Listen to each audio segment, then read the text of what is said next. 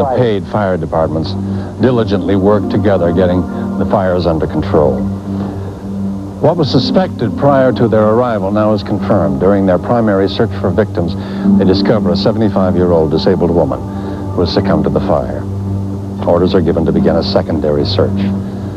This closely knit community came to each other's rescue and support. We learned that it was a young man who initially ran to the firehouse to alert them that their neighborhood was going up in flames. Can you help 266? Can you see the line down? All right, where are they going? Right here, he's stuck in mud. Before he runs out of water.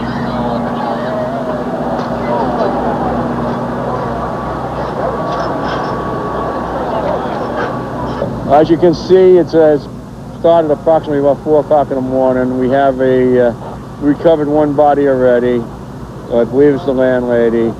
She was dead inside the first floor. We got her very quickly. We have experiencing water problems. However, we are making progress. Fire in 2 buildings. It's still doubtful due to our water problem, but we are making progress. We have had a primary search in both buildings. Other than the victim, it's negative. We're still conducting a secondary search, so make sure we don't have anybody else. All right, 10th floor. I'm up on the 2nd floor right now. You want me to go down to the 1st floor?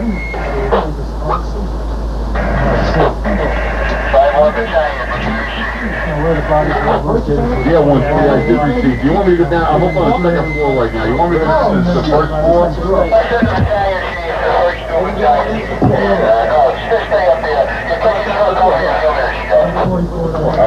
Me and my mother was sitting on the couch, and I heard somebody screaming, and I didn't know what happened, so I looked through the window, and I saw like a flame coming through the room over there. So we opened the door, and I ran down to the firehouse while my mother came out here, and I just got the people out of the fire department, and they came down as fast as they could.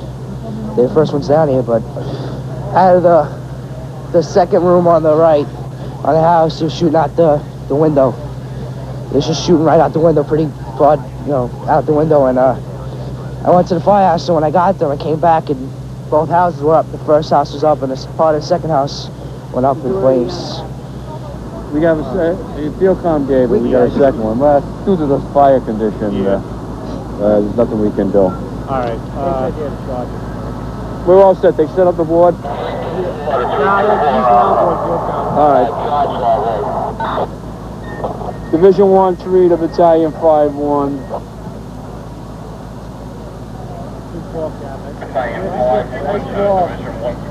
Yeah, Joe, when you can, let's get a real good search in both floors of this building.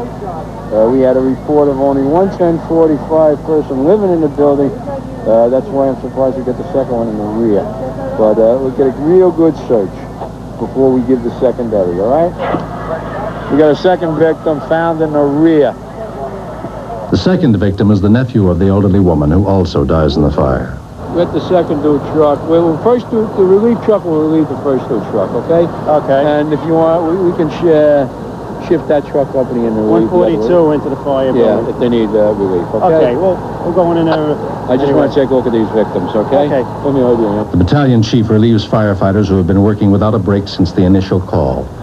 Exhausted volunteer and paid firefighters express their camaraderie, some without words.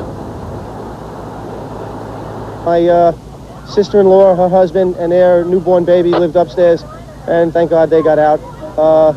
2 people died on the first floor. They heard the smoke alarms, aroused them from their sleep, and they were able to get out just in time. Fire was venting as they left. I know it's my block. I have 4 children. The oldest is just 6, so sweating bullets coming down here. With the fire extinguished, firefighters begin cleanup operations while gathering up hose lines and ladders.